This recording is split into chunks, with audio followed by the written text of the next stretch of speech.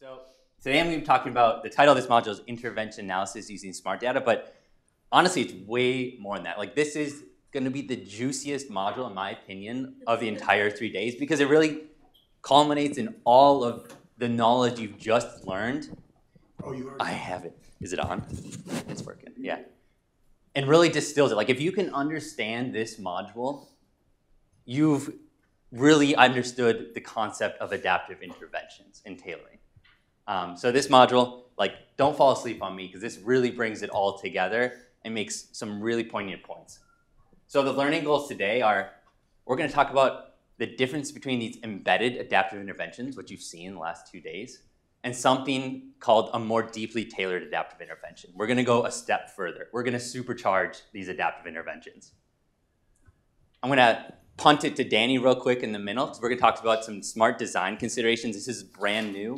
We really realized that we needed like a component of this module to tie together a lot of these concepts, and there's really interesting loose ends that really are going to come full circle. And then he's going to punt it back to me, and we're going to go briefly over some data analytics related to these smart AIM type 4s. So outline, what is a more deeply tailored adaptive intervention? What do we mean by more deeply tailored AI? More deeply tailored than what? So we're going to use this term. We mean more deeply tailored AI relative to the one of the embedded adaptive interventions embedded in the smart by design. Okay? So you've crafted these interventions in your smart design, and these are going to be tailored a step further than the ones that exist in your smart design. So we're going to go back to the prototypical example we've been using. Hopefully this smart diagram has been burned in your retinas and you can sketch it out from memory. This is the ADHD example from Bill Pelham, right? And this is, we have 4 embedded adaptive interventions, right? First one is start with med. For responders, continue. For non-responders, augment. The second one is start with med. Responders, continue. Non-responders, intensify. Basic, right? We get that. There's 4 embedded pathways in here.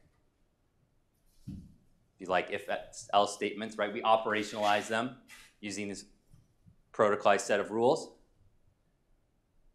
And within each of these embedded adaptive interventions, there's an embedded tailoring variable. This embedded tailoring variable is the non-research measure that's already being used to tailor these adaptive interventions in the smart design. Okay? So we've already decided this embedded tailoring variable is what we're using to tailor the interventions we've proposed. Is that clear? So example, in one of the interventions in the ADHD Smart, we're using response status to prior medication. What is response status? It's a metric using the individualized list of target behaviors and the impairment rating scale, right? We're calling that response status, okay? We've determined, but Bill has, that this is a great way to assess response. It's embedded. We're using it to tailor the adaptive intervention. And Mason, how is it already being tailored? Like in that example right there, how is it that in that entire study, that entire Bill Pelham Smart, how is it being already tailored? Like that bold black sign. How is it? Why is that true? Why is it true? Because we had good scientific rationale or knowledge that, one, this is feasible to give these to the teachers to assess the child and the parent. And 2, there's already good science validating like the metrics behind these and the measures, right? That we already have intuition that really these 2 items can separate children that are into responders and non-responder classification. And if you read the tea leaves and you stare at Bill's ADHD trial, embedded in there is already this knowledge that if you're a non-responder, I am not continuing. You guys see what I'm talking about, what Mason's saying? If you're a non-responder, we are not continuing. Or either, you guys see that? There's some nuance there. Has everybody seen that? As a result of that, that means you already have decided non-response is part of every, you know what I mean? Mm-hmm. It's already being used. So that's what we mean by term embedded. And you're already thinking about this. And as you're crafting your adaptive interventions in group 4, right? We're sketching on the board. We're trying to think about what are these tailoring variables that we know something about and can measure and want to embed in our adaptive intervention design, right? We're already trying to culminate our scientific knowledge into something that is useful for or a measure that is useful for adapting. So, again, written another way, tailoring variable is embedded. It means you already had this practical, clinical, scientific evidence that it plays a role in decision-making processes, okay? We saw from Greg Roberts the other day that for his tailoring variable, he used adequate academic response, assessed at week 10, to determine whether to step down care or step up care, right? So it was embedded by design. That was a measure. And then there's other components. If you open the hood, there's a lot of things going on in there, but it was a useful measure for tailoring the adaptive intervention. So we're also going to punt around this term called candidate tailoring variables. This is also a non-research measure, but is not yet being used to tailor the intervention within our embedded adaptive interventions within our SMART trial, right? This is a candidate. It's something we proposed that could be useful, but we didn't bake it into our trial design because we did not yet maybe have full confidence that it's ready for the prime time. But it's candidate because we potentially envision a future where we would want to tailor on this variable, okay?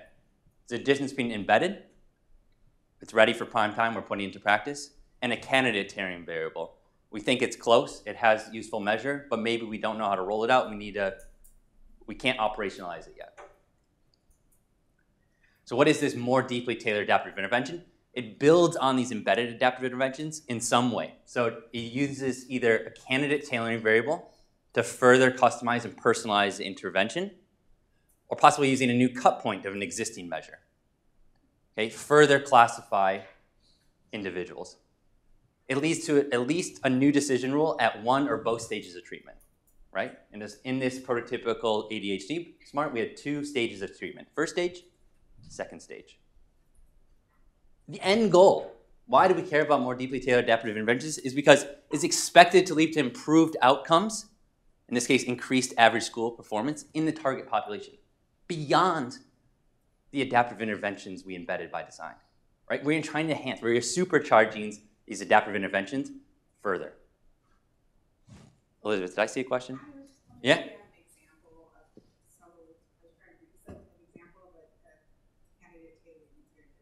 We are going to get to plenty of those. Yeah, you're going to see a lot of them.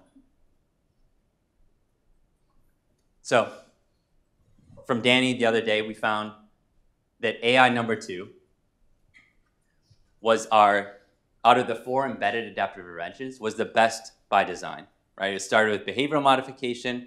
It uses a single tailoring variable at stage 2, which was response status. For non-responders, they augmented, else continued, right? And this was the best. We found, on average, in our target population, if we rolled this out, this would have the best end of study school, or end school performance at the end of the year. Right, looked like that. It only tailors on the provision of that stage 2 intervention, right? Using only response status, okay? So we give everyone behavioral modification at the beginning, we assess the response status, and that just determines what we do at second stage. I love this graphic here. This is a schematic kind of showing what's going on, right? We have our population of school children with ADHD, all these little dots here. We give everyone in this population behavioral modification. After some time, we've operationalized this. We're able to classify these kiddos into responders and non-responders, right? Only among non-responders do we give the second stage treatment augment, right? We've kind of classified, we ever split and subgroup this population into, using a little bit finer resolution, who are responders, who are non-responders at first stage. Can we do better than that? Here's an example of adaptive intervention A that is more deeply tailored than the one embedded by design. Notice we have a new variable here, a new question. It's med in prior year that is at baseline. We ask, was the child, did they receive medication in the prior year? Yes or no? Well, what's our population of school children with ADHD? all of a sudden we've collected this information. We're able to subgroup into children that had received prior medication and had not received prior medication. Right? We're able to group children now. We get a little more information. We've gained some knowledge about the characteristics of these children with ADHD, those that were on prior med and those that are not on prior med. And our decision rule is then going to target subgroups in that population. We're going to say, if yes, you were on prior med, you're going to start with medication. Suppose that we know that, for example, that children on prior med do better by continuing on the course of treatment because their parent and the child is habituated and accustomed to being on medication. After some time, again, we assess the response status, and we're doing this for each group of whether they're on prior med or not in the prior year, right? So this isn't like a SMART, it's just a... This is an adaptive intervention right now, yes. A more deeply tailored adaptive intervention because we've added a tailoring variable that wasn't there by design. Here's another example of more deeply tailored adaptive intervention. Notice how it still starts with everyone gets behavioral modification.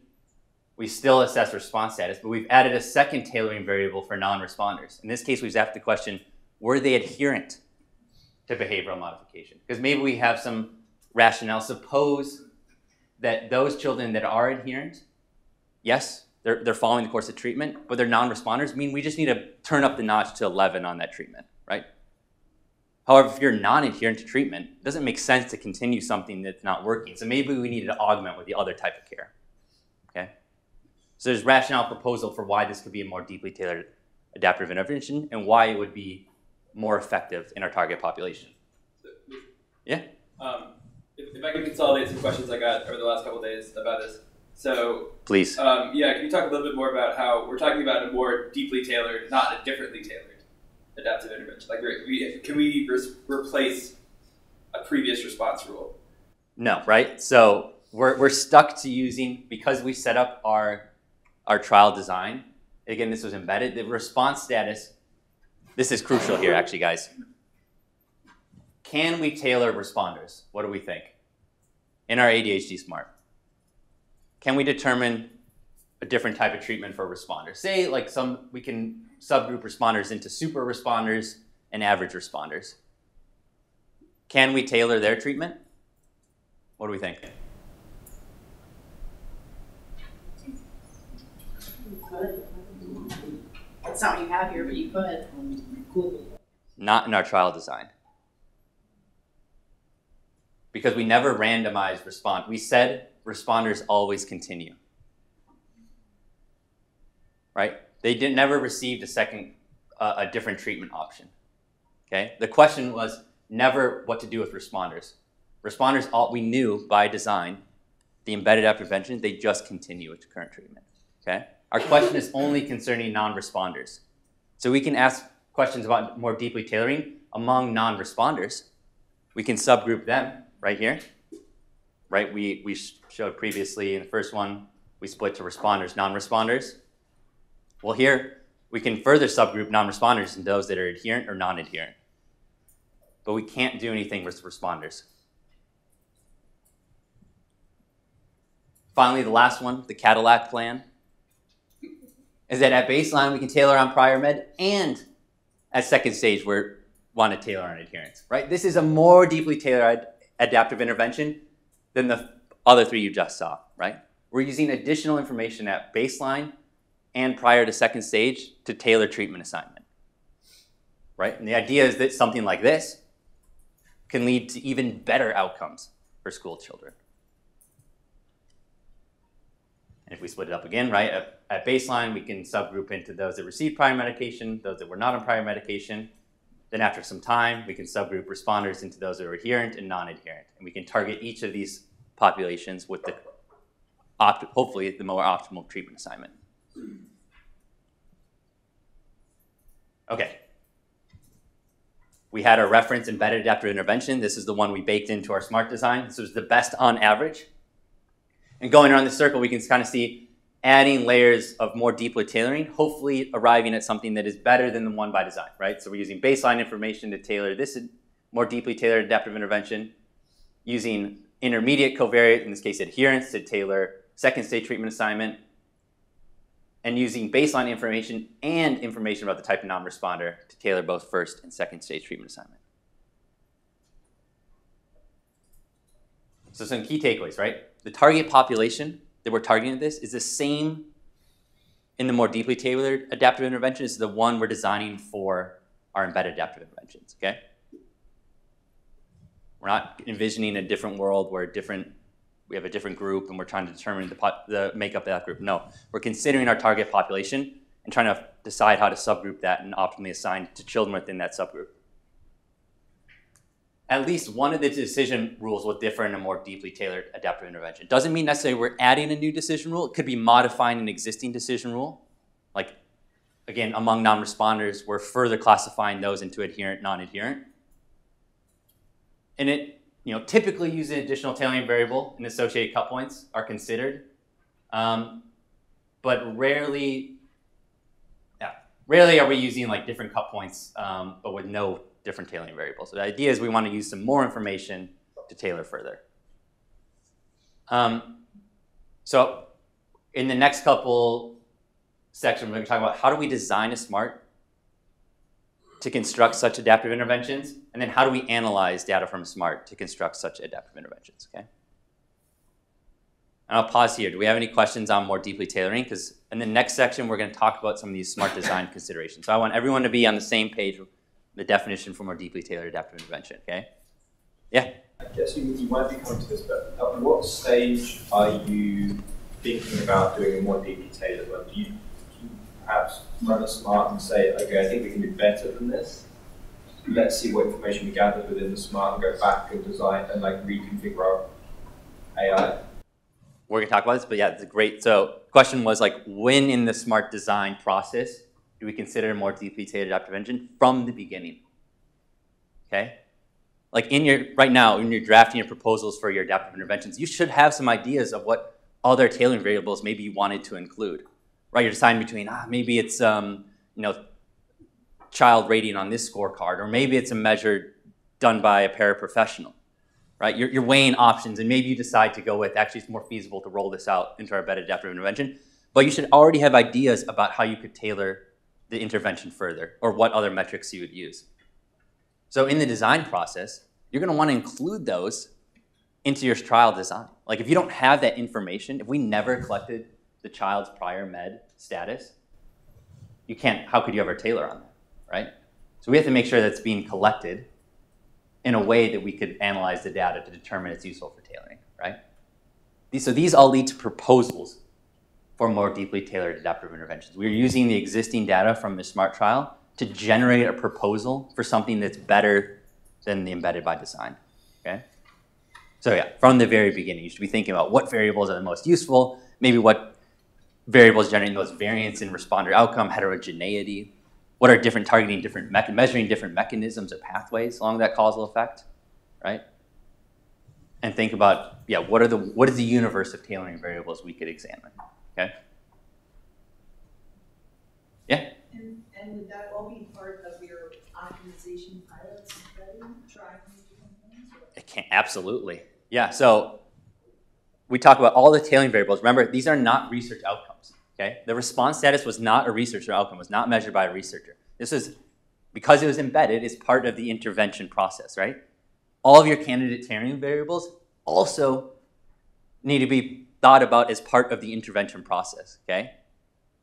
So whether you do a pilot to determine if these variables are feasible to collect or roll it out in a full-scale trial, they have to have at least a proxy similarity to a tailoring variable that would be deployable in real world, okay? And we're gonna talk about if it doesn't quite meet the definition of like prime time, how you can use, it's still useful data, but maybe you need to think about better how to operationalize that variable.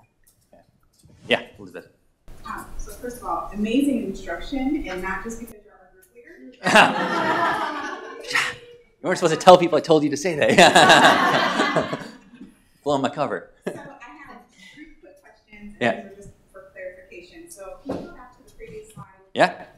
Wait, one more. With the diagram. Yeah, let's go Okay, here. Great. Cool. So like we're looking at A, where we're doing the candidate tailor variable at the onset, Mhm. right? So just for making sure, so that means there's no randomization happening at the beginning of your, right? So they're going into two groups just based upon this. Right. Remember, we're just talking about adaptive interventions right now. There is no randomization in the adaptive interventions. Only randomization in our trials, right? Yeah. Okay, Yep. thank you. Yep. And then as we're doing these candidate tailored variables, are we worried at all about the power reduction, or so what if we have a group that it ends up out of our control? They're going in one big bucket. Great question. So generally, no. Power is something we're using for our primary aim. These are hypothesis generating type aims. We're going to talk about aim type 4, right? They lead to proposal for a more deeply tailored adaptive intervention. And so because they're hypothesis generating, it's like broad class, we usually consider them secondary, okay? So yes, we do maybe want to test for effects of the effectiveness of more deeply tailoring, but we're not necessarily powering for that. Okay. Danny, do you want to add anything on that? Okay, yeah. Yeah, follow up. So this is the mixed methods researcher in me. So with the responders, we leave them there. That's the way we designed the project. But I feel like there's rich information to be learned there, right? So yes. Are there, practices, which I would love to see and do, that are actually engaging the responders to really get more information on what exactly is working? 100%. Yeah, that's a great question, right? Like, you can peel back the layers and look at, like, what responders might have better outcome. But because we never, again, I'm switching between the adaptive intervention that was part of the SMART design. Because we never randomized responders, there is no decision rule we can ever improve on, right? The decision rule is just fixed with probability 1, they continue, okay? But yes, you might want to look at responders. What is their association between response status and, like, metrics on the like ITR, wherever it is, right? Maybe you could group and look at how they scored on each of these scales, right? Like, maybe some factor analysis of, like, there's certain types of responders that maybe had best improvement. And so that could generate ideas for a future tailoring, because maybe in a second study you do want to do something with responders, right? But here in deeply tailoring, we can't do anything with responders. We're only able to make more deeply tailored decision at the stage 1 and stage 2 decision rule among non-responders in this example. Yeah? Just real quick on that slide Ooh. we just had up, is it too dangerous to pilot an impairment rating scale in that section? Absolutely, you should, Okay. right? Like, it doesn't have to be an established measure, I guess is my question. I think, yes, it should be established in the sense, Danny's like, Danny really wants to jump in with that question. Yeah. It doesn't happen. Okay. You're piloting. You can do that. Okay. Yeah. You can do it. You can do No that. rules there. I guess because you're piloting it, does it need to be established? It needs to be established in the sense that it's useful for decision making. Sure. I mean, maybe you have some data on it, it's just not. You have a hunch. Yeah, you're not, the goal of that pilot is not to prove the validity of this measure, right? So there's plenty of measures that are useful for tailoring that don't have. You know what, I agree with you, Mason, and not with Danny. I think it does need to be established, and I'll tell you, it's not black or white, right? Yeah. Because even when you're proposing something that is very new, you still need to establish the foundation for this. I mean, they gotta come from somewhere, right? It doesn't, you're not It bringing doesn't this come from out of outer the blue. space. Exactly. But wait. Mason introduced the language that captures what you're saying, Billy, because he made this distinction between embedded and candidate.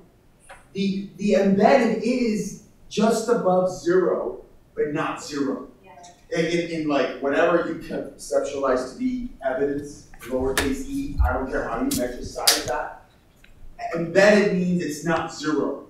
There's something there. Candidate means you're at 0. Like you have no clue. That makes sense. Well, question. Oh yeah. Maybe this is a silly question, but we're making it very certain autonomous decision about responder to non-responder, but what's coming up is the uncertainty that exists, right? In that decision, there's some probability that you're responder or non-responder. And this uncertainty plays out in other worlds of analyses where we take that into account farther down the line. Can you talk a little bit about that issue here, where that uncertainty plays out, or is it just ignored? So let me guess. You're asking whether, like, if we're imperfect, we have some measurement error in response status versus a responder versus non-responder. There's uncertainty in that decision, right? We can't. It might be a measurement error, it might be something else, but there's uncertainty there. Yeah, we can't assign with perfect probability who's a responder and who's a non-responder. But we're making that assumption, right? Yeah. So you want to take it, or you want me to go? As long as that measurement error is systematic, right? That's not measurement error. Huh? Is that measurement error, but systematic? The other way. Yeah. as long as it's, of course we assume some measurement error, right? But that's baked into the embedded tailoring variable, and the fact that we're making that decision rule even under imperfect measurement. Okay, like this is maybe where I'll punt to Danny.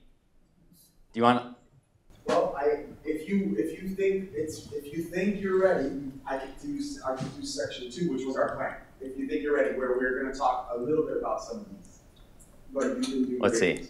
Hold on. Let's go here. Because you were going to kick it off to me in section 2, and then I was going to get it right back to you in section 3. And Yeah, I think this is actually a really good question. Like, right? What if you have imperfect measure of your tailoring variable? Why is measurement error not an issue? Why is this not an issue? And again, I mean, it depends on how you look at it. But I can talk about it when I get to section 2. If you're willing to wait. No, make sure you ask that question. I don't want to. No. Like we are actually leading into these exact questions. Like what's about to follow is these really, really like juicy little tidbits of knowledge because you've learned everything in day 1 and 2. Now you're able to ask these questions, which is awesome. Yeah. You should give yourself credit. They're able to ask these questions because you teed them up. So. Yeah. I think we should talk about this. You ready? Yeah, let's do it. So it's like. Okay, this is quick. I'm just intervening because this little thing I'm going to do for a few. I just didn't want. This is a PhD student. Oh, I never introduced myself. Sorry. I forgot to introduce myself. I wasn't about to throw him in the deep end just because I'm so last minute. Because literally, pretty tall. Like the water usually when it comes up to here in the deep end. Like I still breathe. Yeah. I finished creating section 2, so I'm gonna do a fist bump and I'm gonna take over section 2 just for a little bit. And then I'll call you back. All right, you can stand wherever you want. I'm not going. All right, but believe it or not, you guys, he fielded all the questions you asked are about exactly what I'm about to talk about, and he fielded them beautifully. Okay. So I'm hoping that I don't interrupt pacing too much. I just didn't want to throw him in the deep end into what's coming. But I think next year you'll be doing this without me. All right. So AIM Type 4 design consideration. So what Mason was doing was just explaining what is a more deeply tailored intervention relative to the 4 in the SMART. There's this other concept I need you to realize that there are more deeply tailored interventions, adaptive interventions, not necessarily relative to the ones in the SMART. And that's what started happening. You'll see what I mean. You guys ready? So what is AIM Type 4? So if you look at the way Ian and Gillian did the architecture for Katie, you'll see a lot of this phrase called AIM types. You're going to see it everywhere because it's like this theme. And we've already taught you over the last 2 days AIM types 1, 2, and 3. This module that Mason is leading is all about AIM Type 4. It's all about the concept of a more deeply tailored AI. And Mason just told you what a more deeply tailored AI is relative to the 4, okay? And now we're going to dig in for just 10 minutes, and then I'll turn it back to Mason on this AIM type and things I want you to think about in your design. And when I say design, I mean in the design of the SMART. So Sam, to your question, all of this thinking is happening now, not after you get the funding. You can still think about it one more time after you get the funding, but not after you launch the trial. Okay, so that's what we're thinking about right now, design considerations. All right, So let's do it. You guys with me? It'll just take me a few minutes. So also, this is often considered the most novel aim in a SMART. That's why we're making a big fuss about it. That's also why it didn't qualify as aim types 1, 2, and 3, which we called out as your primary aims. This will almost definitely, in 99% of y'all's studies, be a secondary aim, unless you're rich with data. Okay? We'll get there. All right, so here's what I'm going to do in this little mini section. I'm going to help you think, frame, motivate, and describe your SMART by literally giving you language across 3 slides about what do the example scientific questions look like in an aim type 4. Then I'm going to give you different language. What do the aims look like? Because one thing I know about IES is you guys have the tradition at IES is like RQs, research questions. The tradition at NIH is aims. So I felt it was necessary to give you slightly different language. But the one thing IES and NIH have in common is both of them, all grant writers always put their hypotheses. So I just wanted to give you all 3. So I'm going to do that. And here we go. So in the context of the ADHD SMART, okay, here's an example question. Should a child's history of prior med use be used to decide which of the 4 embedded interventions to offer?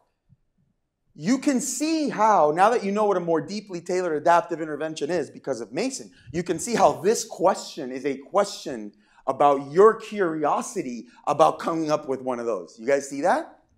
You see that? And in Bill's ADHD SMART, this is a question you can answer with his data because he collected prior medication history. You know what I mean? So I'm giving you guys, but you don't know that. You're pretending right now that you're at the design phases of writing that SMART because that's where I want you to be right now. Everybody with me? Here's another one. For non-responders, should stage 2 decision rule be further customized based on the child's adherence to stage 1 intervention? I really like that word customize. It just like customize, you know? It rolls off my tongue and I don't use it enough in my writing, but we haven't used that word too much in the past 3 days. That's another term you can use, further customize. That's just another way of talking about more deeply tailoring if you don't want to use the term more deeply tailoring. You guys see what we're doing? Yeah? Isn't that cool? I hope it's cool. Okay. Here's another one. Should the stage 2 decision rule be tailored according to change in ADHD symptoms? Bill didn't do that. Well, kind of did in the sense that they used impairment rating scale, which is symptom, and they used the checklist. But maybe even among those non-responders that were cued off of the impairment rating scale, which is symptom-ish, even among those, there's still heterogeneity in those non-responders on symptoms. That's what we're talking about here. All right? See that? Because we don't believe all kids are made the same, even when we put a label on them, responder, non-responder. I'm going to get to that. I'm telling you, I'm going to get to your question because I love it so much. And if so, all right, and if so, if we should use symptoms, you might have a scientific question about, well, what is the cutoff? Right? Right? Cool, right? Of course, when it came to these 2 questions, I didn't talk about cutoffs because these are binary. But when it came to this question and I called out continuous, I had to talk about cut points. You guys see where we're going? So, you know, you're using your brain, you're using your thinking to generate these cool questions. Remember, you're in the design phase. All right, example aims. So if you like to think about in terms of aims instead of in questions, in terms of questions. That first one was, here it is without a question mark, to test whether a child's history of use is effective in deciding which of the 4 embedded interventions. Notice this, there's no question mark, but it's the same thing. To investigate whether adherent non-responders versus non-adherent non-responders benefit differentially from augmenting versus intensifying stage 2. We're trying to give you language. Billy and I are trying to give you language. These are all mirroring what I said previously. It's like I'm just using Ames language.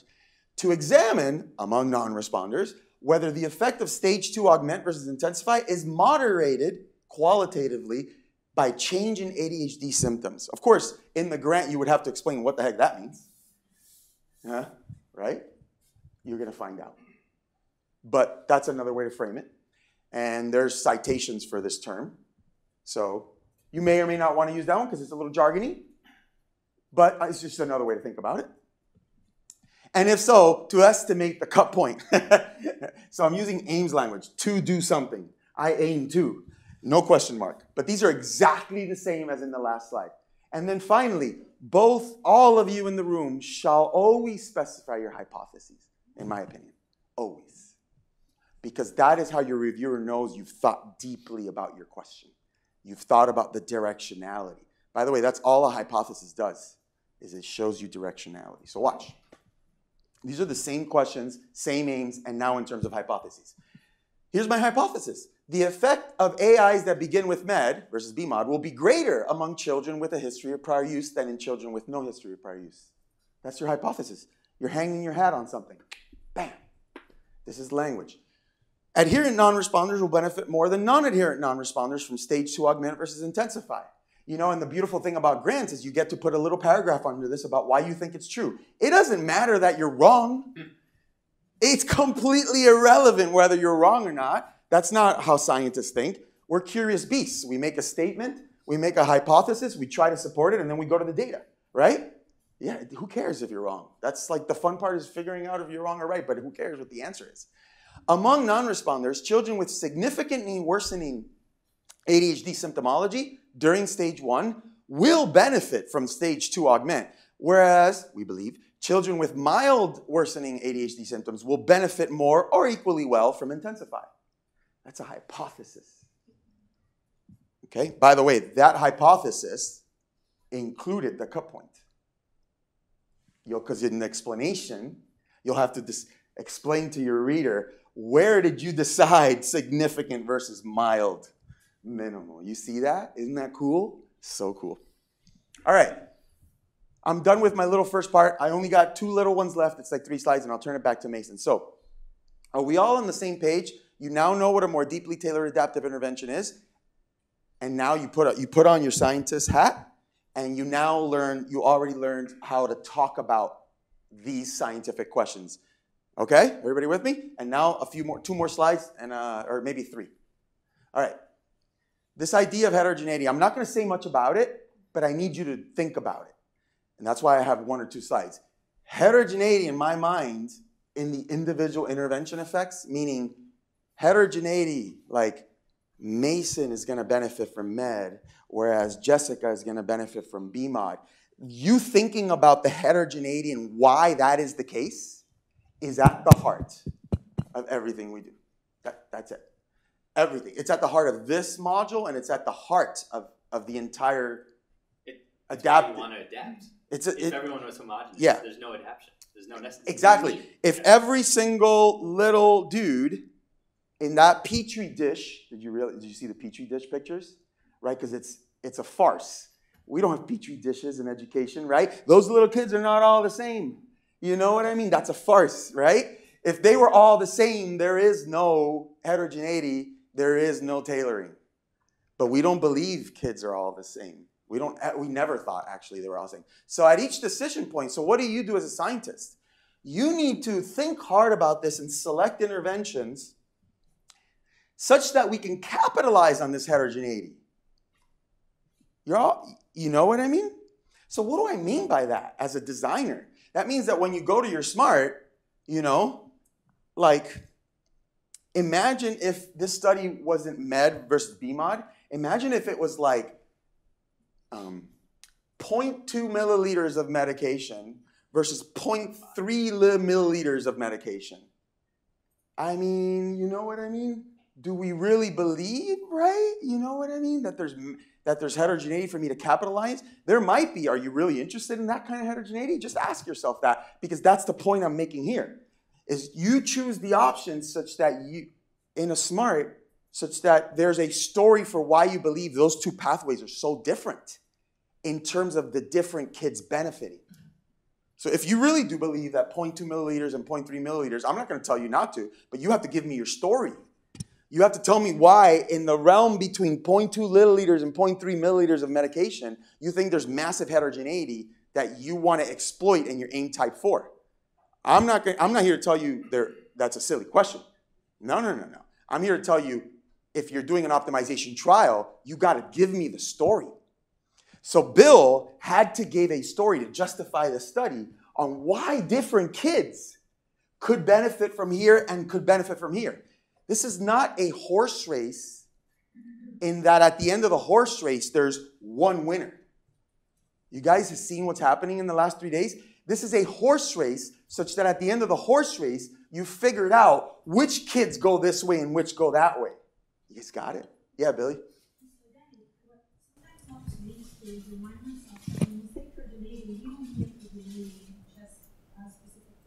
No.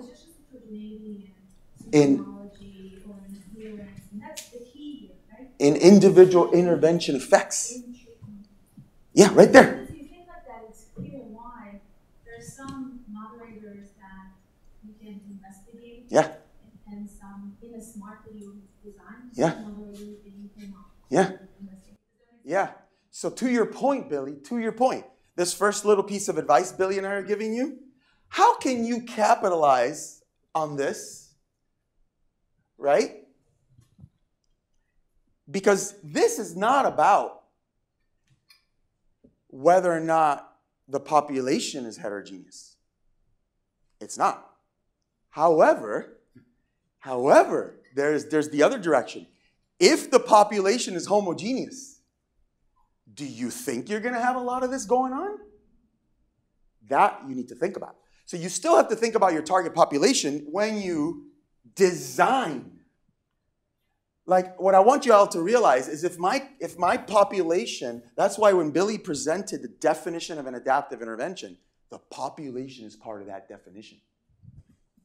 Like, in the design of this study, if I have inclusion criteria coming out of my ears, okay, more homogeneous, more homogeneous, more homogeneous, a very special kind of little ADHD kid, more homogeneous, more inclusion, more exclusion, more inclusion, right? Then are you ever going to be able to tell a story about the heterogeneous individual intervention effects? I think it's going to be harder. So Billy's point is really important. We're not talking here about heterogeneity in your target population. We're talking about heterogeneity in individual treatment effects. However, you could literally shoot yourself in the foot if you have a target population that is like all the little kids are on a petri dish. These studies are not about that. These studies are about capitalizing on heterogeneity. Everybody with me? And you as a designer need to know that. Okay? All right, next point. You got to articulate the types of individuals. This is the source of your candidate variables that are expected to benefit from one intervention or another. So you have to, and we already did that in my hypothesis statement, right? You must articulate that. Because if you don't articulate that, how are you going to do AIM type 4? And there's one more thought. Before I go to, and I don't know that I have a slide on this. Oh yeah. Let's keep rocking. Everybody good so far? I have like 2 slides left. Yeah. So I don't know how to say this question exactly, but if I'm thinking about, I think so much of the variation comes from the context. Yeah. So when we talk about the individual's response, it's also, it's not necessarily the individual's characteristics, it's the context that they're Yeah. that we could So your target population better include context. Right. So could we include something that's like, what teacher did this student have? Oh my gosh, for sure. I don't have any questions like that up here, but any of these examples could have been, like, watch. It could have been, watch, right here, yeah. Should the skill of a child's blah, blah, blah, but, if you do that, you're envisioning a future where you're tailoring the kid's intervention on the teacher's skill. You just got to be ready for that because you're setting yourself up for it. But let's do the other one. The easier one. Should the child's, the community they live in terms of SES or whatever, influence, be used to decide which of the 4? Yeah, totally. All of your candidate tailoring variables can be anywhere from the kid up. From the kid up. What I mean by up, I mean the kid's family, the kid's school, up. Yeah. I'm hoping, the way that I'm thinking about this is not so much, so population is important, of course, but the way I see this is that this is helping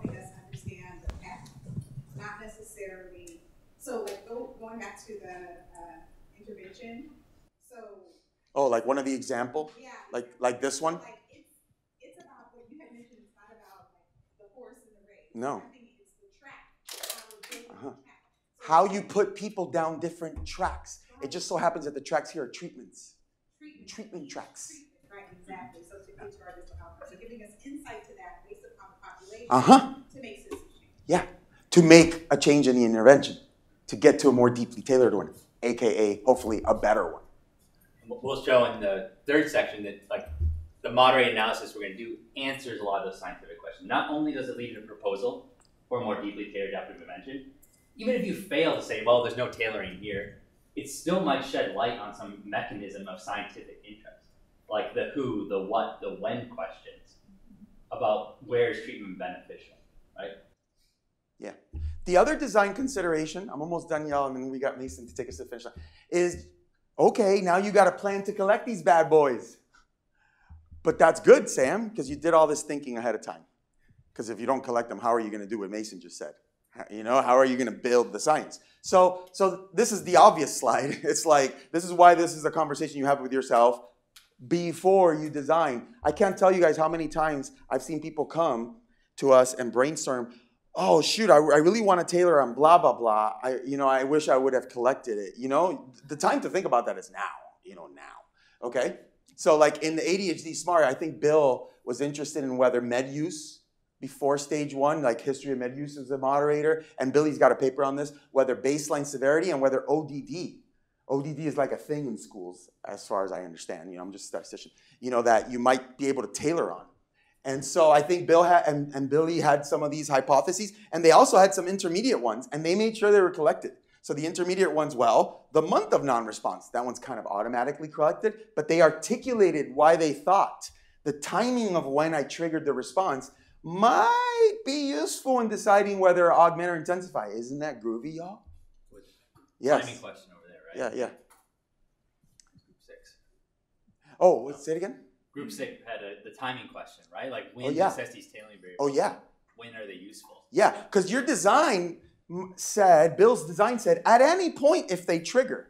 But y'all, the people triggering, the kiddos triggering early and the kiddos triggering later might be different. So maybe we get at something by understanding the timing. Notice what I'm doing. I got my non-responders, and I'm looking at my kinds of non-responders based on when they triggered. You know what I mean? Bill was interested based on whether they adhered or not, based on whether, how did the parent functioning improve or decline during initial treatment? Like some families might not be able to handle going to, you guys, ADHD runs in the family. That's getting more and more obvious. So like you give a family BMOD, I don't know, like there's a question there, right? Like BMOD is like, there's some executive functioning. I got to show up to my clinic. You know what I mean? I got to make those appointments. So maybe parent functioning could give us a little signal about the kinds of non-responders that might need something else, right? You guys feel me here? Isn't this beautiful? This is just gorgeous. Yes? So I snuck a peek at the slide that you had that's next in terms of practicality of this stuff. Yeah, bam. So I'm hearing, watching all this stuff you're saying about these studies and tailoring the variables. How much does the results of this study affect practice? Because I don't know anything about ADHD in practice. So are people actually using all these decision points, or is it just something that we found out and now it's in a... Where's James? James can attest the implementation barriers are massive. All right?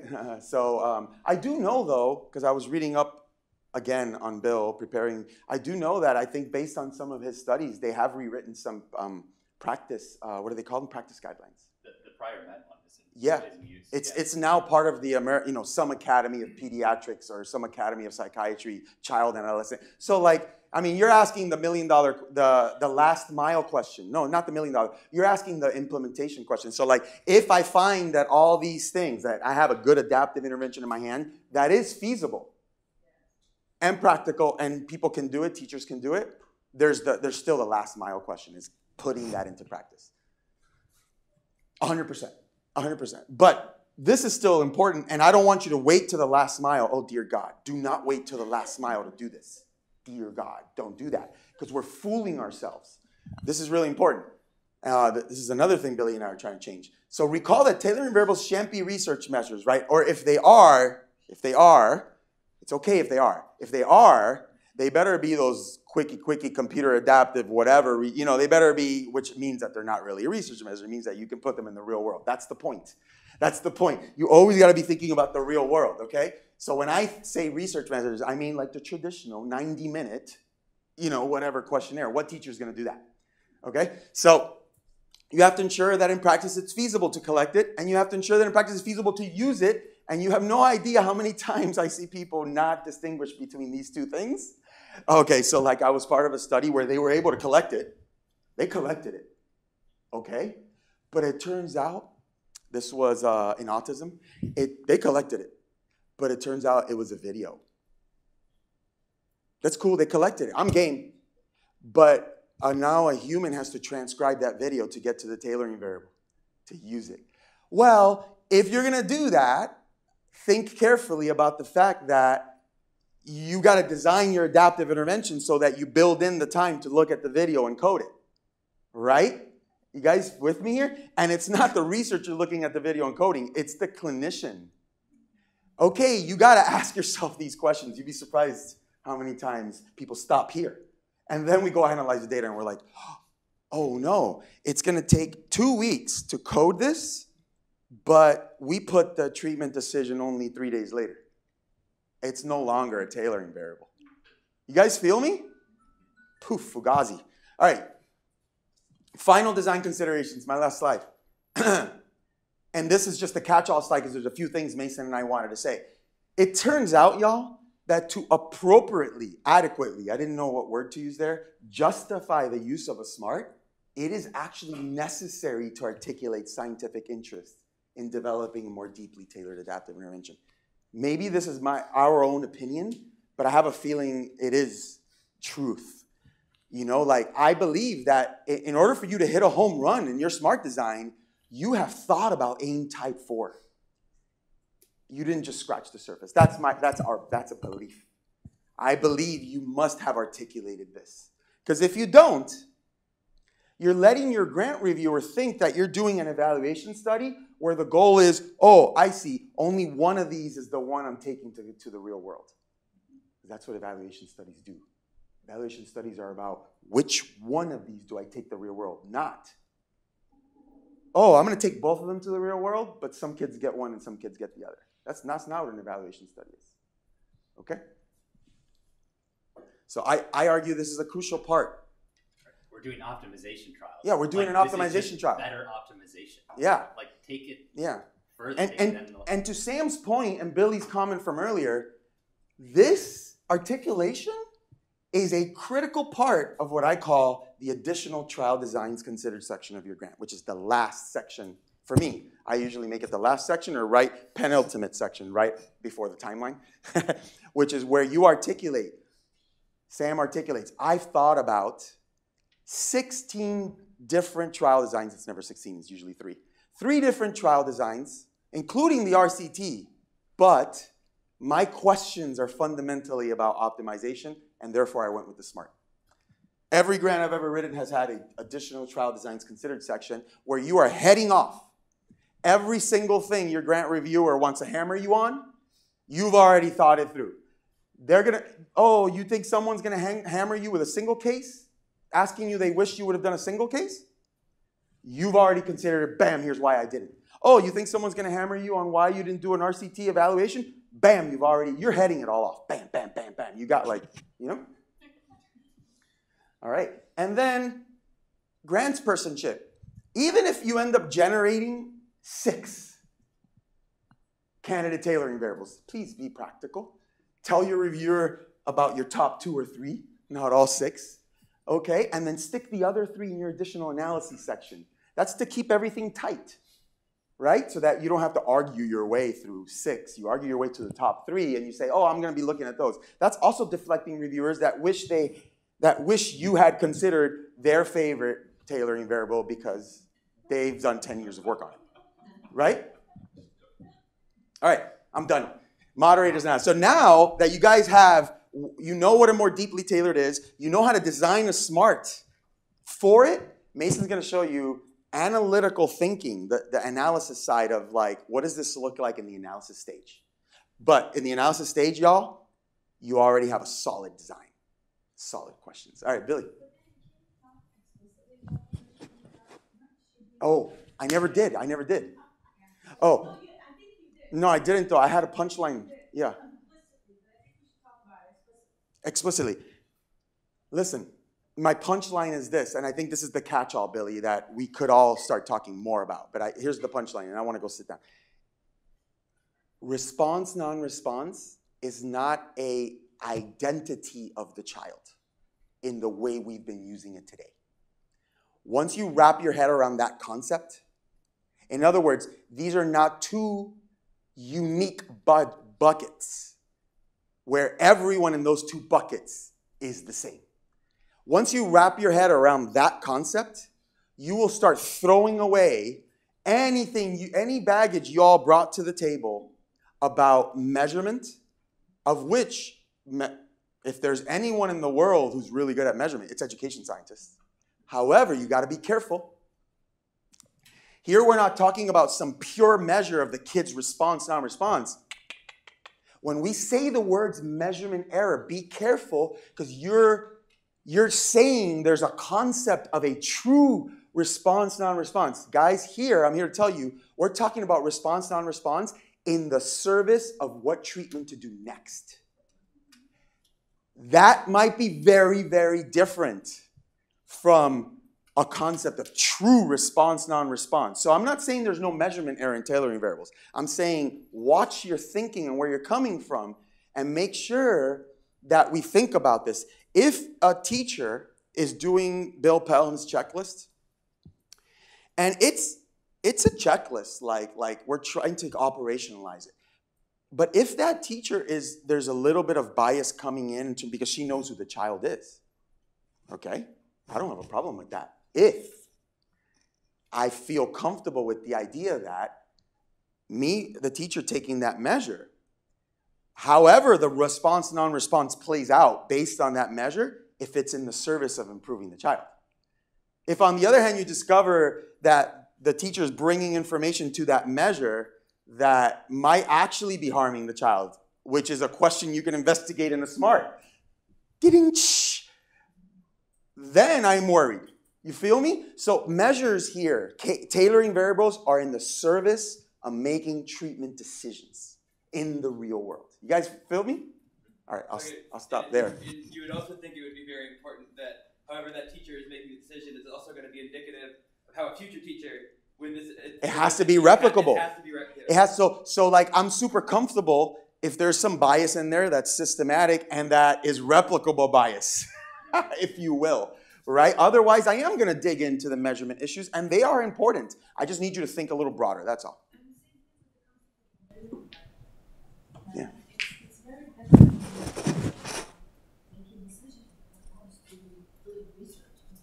Right. Yeah. I just want to make sure that my sensitivity and specificity are sufficient to classify correctly responders and non-responders. Yeah. And not misclassify. Right? Yeah. That's more important to me than really measure child's behavior. Maybe not, no. Not if it's in the service. It's a great proxy for some it could be underlying measure. Yeah. Or I need your mic. All right. Oh, all right. Yeah. Yeah, reliability is still critical.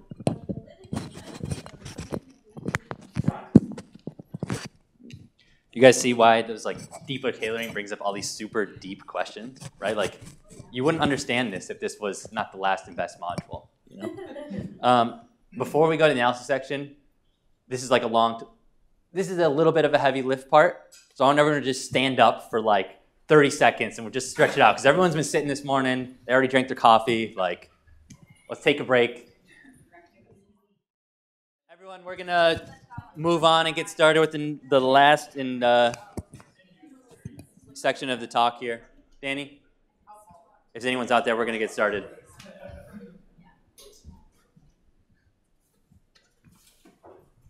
Great. I just had some fantastic questions coming out of this module, so I think it's turning some light bulbs on over here.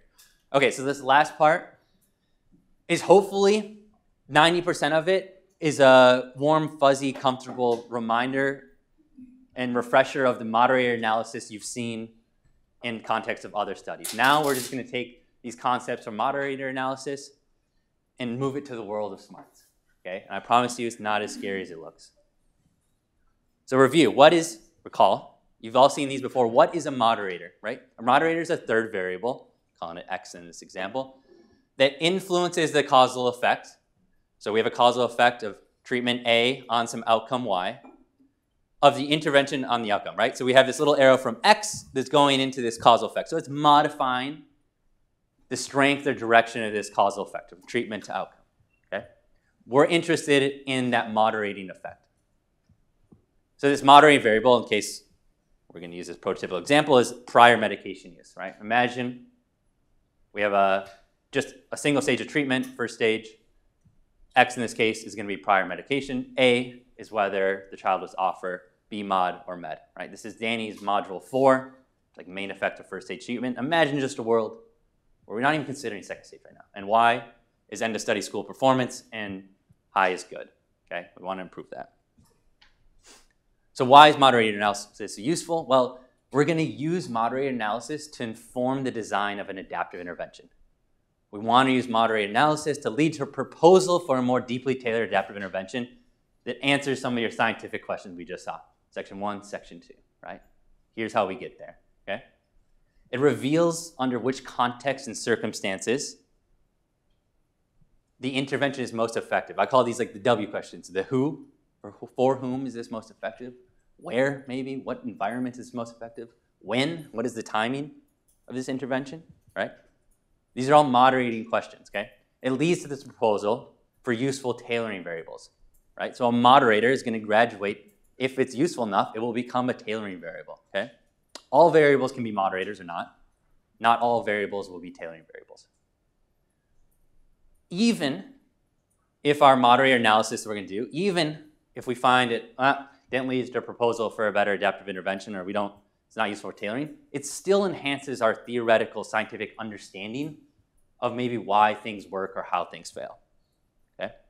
And this is just moderator analysis you've seen in your 2-arm RCT work, right? So review, right? If we had a 2-arm RCT, again, a vision, first stage only, we have X, a baseline binary covariate, prior med, we can run a simple moderated regression, right? Okay, let's take a look at this. In this case, beta 2 here is our causal effect of treatment. X is this binary baseline variable, and we use a covariate by interaction term to test this moderating effect, okay? Interaction, it's modifying the effect of treatment for different levels of our baseline covariate, in this case, X. So to simplify this further, because we don't want to show you a bunch of regression coefficients, right?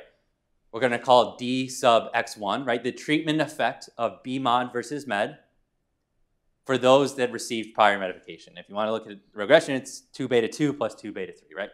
But DX1, this is our, say it's our causal effect amongst the children that received prior medication. D sub X0 is the treatment effect of B mod versus med, same contrast, among children not on prior medication, okay? We have a causal effect for children that were on prior medication, a causal effect of treatment for the children not on prior medication, and then there's obviously an average causal effect on average of B mod versus med. And that was all module 4 that Danny was talking about. So we could run this moderator analysis, but we might find that not all moderators are useful tailoring variables, right? A useful tailoring variable is a specific type of moderator, okay? So we're going to pause and take a look at here. Let's say we run this regression on some hypothetical data, simulated data, and we generated an analysis plot that looks like this. On the x-axis here, we have levels of prior med, yes, no, binary. We have school performance on the y-axis here, okay? The triangles here are for the effect of behavioral modification. The circles are the effect of med, right? And this difference is the causal effect between B mod and med, okay? Now take a look at this. I want you to answer. Do we think X in this case moderates the effect of B mod versus med? What do we think? Seeing some head nods. No, right? It does not moderate the causal effect B mod versus med, and is not useful for tailoring.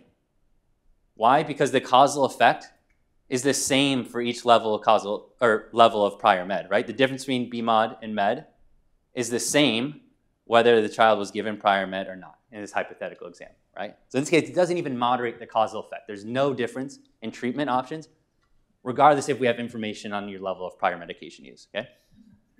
And if you're interested in the regression coefficient, that means that beta 3 here is statistically equivalent to 0. Now let's look at this. Again, hypothetical example. Let's say we run the analysis and we get a result that looks like this. Okay, we'll look at a plot. What do we think? Is this a moderating variable? Does X moderate, in this case, the effect? All right, I see some head-nods. Is it a useful tailoring variable? Great. Right? Yes, it does moderate the causal effect, right? We see that the difference between B mod and med is large for those not on prior med, and it's small for those on prior med. But guess what? It's still a positive effect. B mod is still better than med, right? The triangles are still above the circles, okay? Right, so if I gave you information about a child that was on prior med, they answered that intake survey, and you asked, okay, what should I give them, B mod or med? You'd say, well, we give them whatever was best. Well, what's best? It doesn't depend on whether they have prior med. We're still going to give them the best treatment. We're still going to give them behavioral modification, okay? So it's not even useful for tailoring. It doesn't inform our decision of what to do. In this case, right, this interaction term is not 0 anymore. Maybe it's less than 0, right? We see a decrease in the causal effect, okay? But it's still not useful for tailoring. And then the money plot. Run the same regression on some different hypothetical example, and we get this. What do we think? Now let's take a second to examine this. Is this a moderating variable? And is it useful for tailoring? Why is that? Yes, it is moderates. It is useful for tailoring. What do we see? We see there's a difference now in the causal effect, right? For children not on prior med, the causal effect is positive. B mod is better than med. But we notice a switch in the sign of the causal effect. Wow. Yes! Right, for children not on prior medication, or for on prior medication, we now find that med is gone, it's superior to behavioral modification. Amazing. This can now inform our decision rule, right?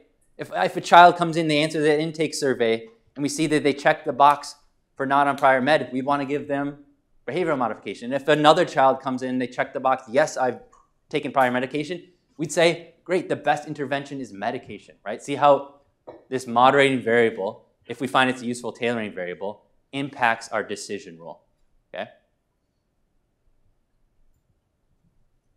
So here's all three lined up, right? In a hypothetical example, we could see any one of these three plots. Not moderator, not useful for tailoring. Yes, it does moderate. This answers the scientific question, right? We find that it's slightly, but this is very interesting, right? Why is the difference between behavioral modification and med smaller for children that were on prior med, right? Maybe we can hypothesize some mechanism there. That's exploratory. That's interesting. And then here, in service of our type 4 aims, we find that this moderator is now useful for tailoring, right? So it leads to a proposal for a decision rule that is more deeply tailored. Yeah? Oh, two. Go back to your slide. In the second graph, yep. If they catch up, the triangle overlaps the circle. Yes, would still be considered a useful tailor? Right? Oh, great question. Okay, Rando asked, right, let's say we find the difference here is large, but for children on prior med, this triangle and this circle are line up to the same point, right? Let's say there's 0 causal difference now between B mod and med for children on prior med. What do you think? Any ideas? Exactly, right? We have no evidence to say which treatment effect is better, right? They're the same, right? In our study using prior med, we can't determine which treatment effect is better. So maybe we got to leave that up to the clinician, okay? Maybe there's some other, it's augment or intensifier, and it's BMOD or medication in this case, right? And it's up to the clinician or the teacher to determine what they think is best in this scenario, right? So these are all evidence-based. Well, hopefully this is evidence-based decision rules. This is still evidence-based if they overlap, but it's evidence-based in that there is no better, okay? That's a great question. Yeah? I was just wondering, the previous slide, that's just how it looks for Neuroman's main effect? Like Yeah. So right now, okay, this is Kathleen.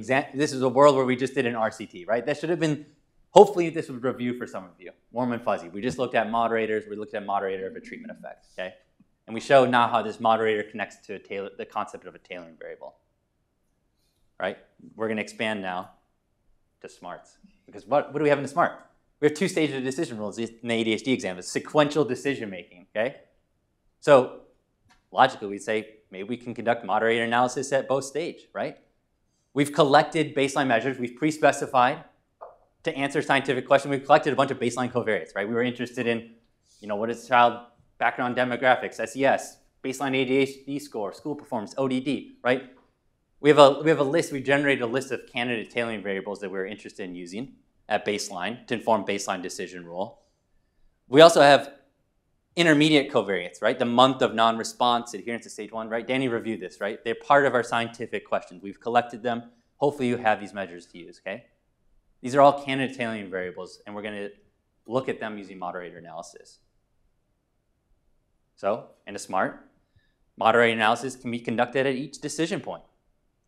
And the first one we're going to look at here is whether baseline covariates moderate the effect of one of the embedded adaptive interventions.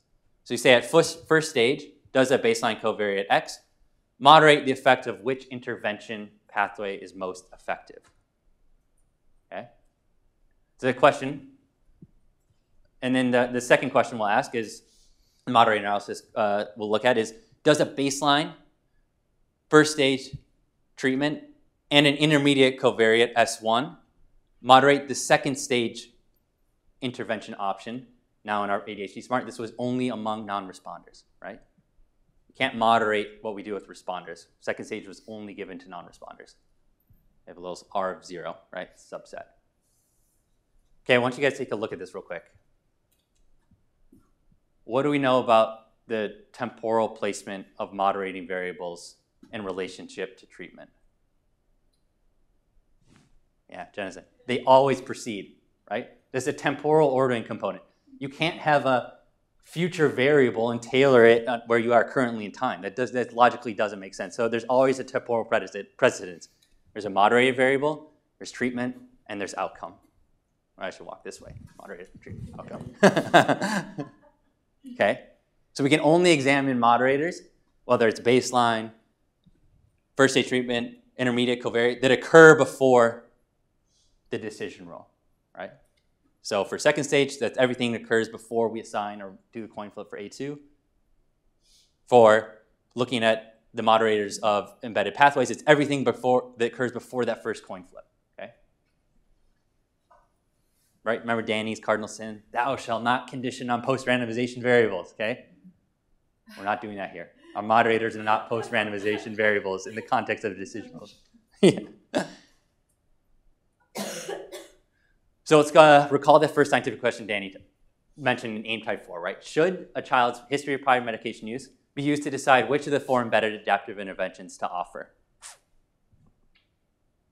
So let's use a moderator regression. We just showed you what that looks like in 2-arm RCT.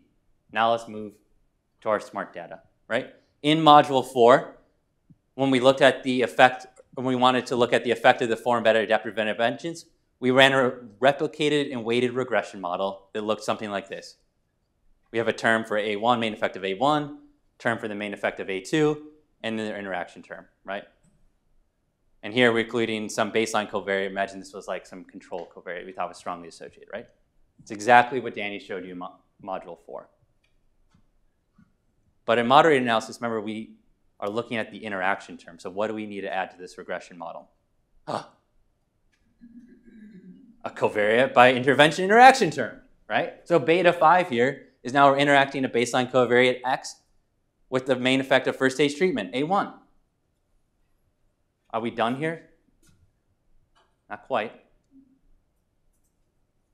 We need to interact with all of our treatment indicator variables, right? So this is X, seeing if it is interacted with A1, A2, and the interaction of A1, A2, okay? So this is basically asking, this regression model we've proposed is answering the scientific question.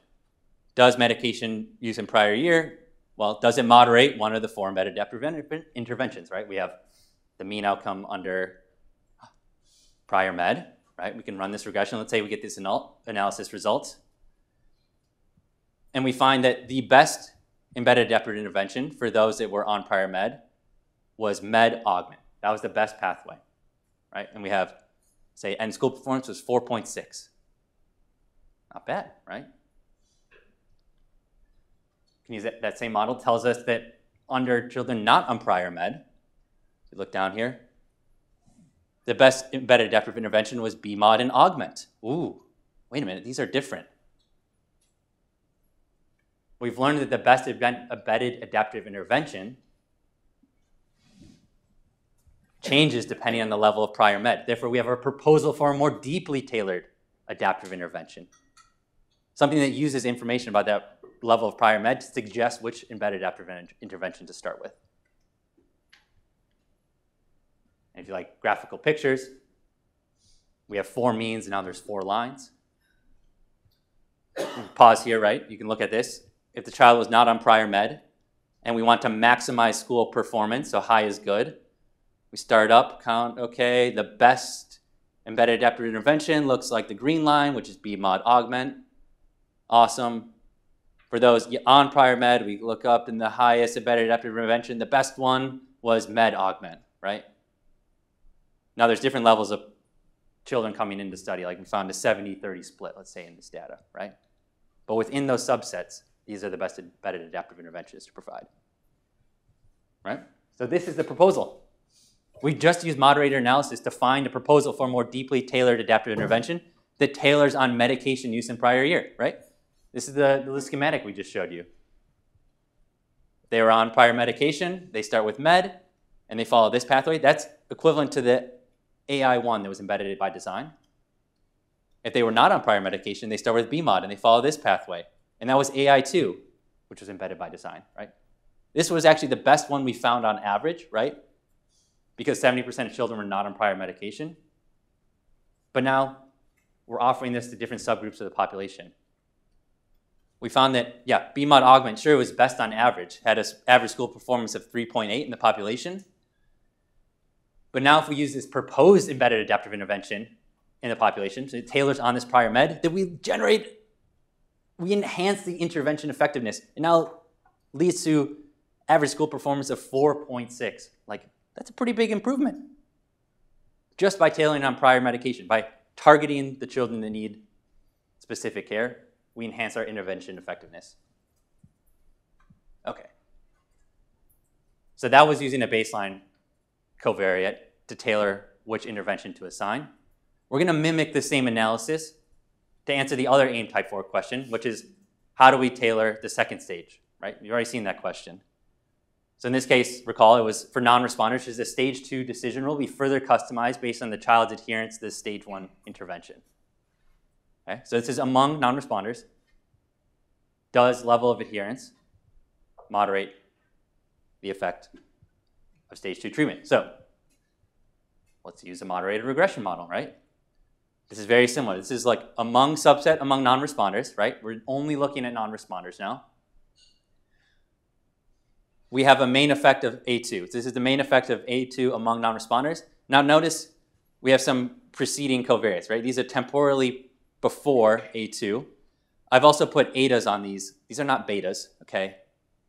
For those that don't like Greek letters, I'm sorry. But I did this specifically because the beta here is a causal effect of A2. It is a true causal main effect of stage 2 treatment among non-responders. Why did I put etas? These are non-causal. Do not confuse yourself. And when you subsetted the data, you've conditioned on a post-randomization variable. You've now taken a slice and you say among non-responders. It is no longer, this is not a causal effect of like A1. There's no causal interpretation. These might be the association between the first stage treatment and the outcome. Associations only, okay? So the only causal parameter here is in beta, but we're only interested in the causal effect of stage 2, right? So that's okay. And we add those covariate by intervention interaction terms, right? And this regression examines whether S1 and A1 are moderators of A2, right? So notice there's an S1 interaction with A2, an A1 interacted with A2, and then S1 and A1 interacted with A2. So this question answers, does level of adherence to first stage treatment moderate the effect of second stage treatment option? Everyone following me? Yeah. Let's look at another picture. Okay. Now we have two variables, right? We're using the combination adherence to what first stage treatment option, okay? Yeah. So in this example, the outcome is measured at the end of the year, let's say. Yeah, it's still end of study school performance. And you're temporally after all of the treatment options. Yep. And the tailoring variable is adherence, but we're not capturing changes in school performance when the tailoring variable, when the second stage is occurring. So it's entirely possible, actually, that all the benefit in the outcome is occurring in the first stage, but because we're only measuring it in the second. So this whole, all of the conclusions of this model could be erroneous. No, not erroneous, right? This is still a valid analysis for what's the causal effect among non-responders at second stage, and that's still a true moderating effect of adherence. But we're classifying non-response not based on the outcome, but based on adherence. So non-responders and adherence could still be improving in behavior, but we're just calling them, you know what I mean? We're making the assumption that because they're not adhering to the intervention, they're not improving in the outcome, but we actually don't have intermediate outcome data to let us know whether that assumption is accurate. Remember, we're only interested in does it improve end of study school performance, right? We're not looking at like an intermediate outcome, right? No, I know, I get it. But so if we find a significant beta 7 in this model, that would suggest that whatever that second stage intervention was is that pattern is what's causing these end of the year improvements in. No, it's not what it's causing. No. It's not causing. This is not. I think there's a confusion between the mechanism of leader and the moderator. Yeah. Moderator is not supposed to cause anything. Moderator is just a variable based on which the treatment effect varies. That's it. There's no mechanistic assumptions. No assumptions yet. Just that the effect will be different depending on the level of adherence. Done. Right, See the difference? I do, but so yeah, it was a poor choice of language, but in terms of practical interpretation, if we find a significant beta 7, we would then suggest this is what you do with people who are not adherent. Yes. Yes. That's what you do for people who are not adherent, but you're not assuming that this will impact adherence. You're not. Yeah. You've measured adherence. You can make an implicit assumption, of course, but it's not in this model. But wouldn't it be better to collect outcome data at the intermediate point? That's and then really good question. And then run this moderator analysis, but instead of running it with this interaction between A1, A2, and this second stage, just run it at the second stage. You know what I'm saying? Because then it's like adherence might not be tied. Right, adherence and outcome may not actually be related. We assume they are, but they actually may not be. So see I really like this suggestion. This model makes sense. It's completely valid. I completely agree with you. But I agree that it might be informative to collect information about adherence and actually look at the connection between adherence and the outcome. That could be really informative to help us move forward. But this model is motivated by a very specific question. Does the effect vary depending on adherence? That's the question. That's what this model is trying to do. And for that particular question, this model is completely valid. We're not. Other questions like, does adherence actually impact the outcome, or is it associated with the outcome? We need a different model, right? Yes. Yeah. Well, actually, this is the association between adherence and the outcome. There's no causal interpretation, though. Like this eta 1 could be 0, but we could still have a strong interaction effect that is useful for tailoring or moderating. And I think you're also proceeding to question, like, an analysis that's going to come at the very end here when we talk about queuing, because you're saying adherence might be impacted, like it's on a pathway. You're mediating type thinking and saying like, oh, adherence is somehow on some pathway to the outcome, right? Right. We're going to talk about how to address that. Yeah, different. And you have to make assumptions. There's no assumptions going on here, okay? So we have our results from our model we fit. Let's say a child was received medication in the first stage. They're a non-responder. We measured their adherence. They were non-adherent. What do we suggest to do? In this case, it suggests to augment. If they were adherent, well, we go up. The best treatment option would be to intensify, right? We've now found that this moderating variable, by these interaction terms, suggests what to do at stage 2 among non-responders to level of adherence, okay? And the proposal for this embedded adaptive intervention looks like this, right? Let's say it says start everyone on behavioral modification. If you're a responder, you continue. If you're a non-responder, we're now adding the tailoring variable adherent. Yes, no, binary. Right? We just found that if you're adherent, we should intensify you, and if you're non-adherent, we augment you, right? And then this maybe hopefully jives with our hypothesis that like if you're adherent to the current treatment, it's better probably have more of it if you're not responding. If you're not adherent, why continue giving something that you're not responding to? Can I push on this for a second? Oh, sure. I have to apologize because I feel like I'm playing the role of contrarian, which is not my intention, but this is the point that I was trying to make. So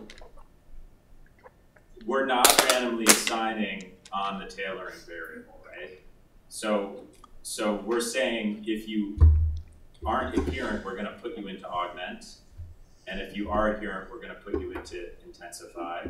And then through that analysis, we may get some indication that the people who are binned into intensify or augment have better outcomes. But because that second stage is not randomly assigned, it could just be like there's no guarantee. Like in other words, it was randomly assigned in our SMART, right? We randomized all non-responders, right? Adherence was collected before the randomization occurred. Adherence, non-response, and adherence were collected at the same time. That's how we made the determination. It preceded the randomization to the second stage treatment, right? There's no confounding going on if that's what you're wondering. I think the confusion is that this is the intervention. This is the intervention itself. And it's not the trial. Yeah, can you go back? Let's see, I have it somewhere in here. Oh, go very beginning.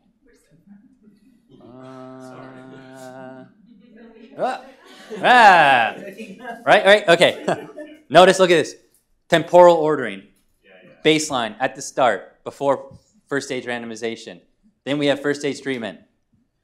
Then we have assessing S1 and intermediate covariate. A whole list of things we want to collect, along with response status. Using response status in this embedded adaptive intervention, we randomize. So these play the role of temporally preceding any second stage treatment option, okay? So the two groups should be balanced on. Exactly, yeah, ideally. And ideally, we pre-specified and we stratified on adherence. Like we suggested as a candidate, are you giving me the one?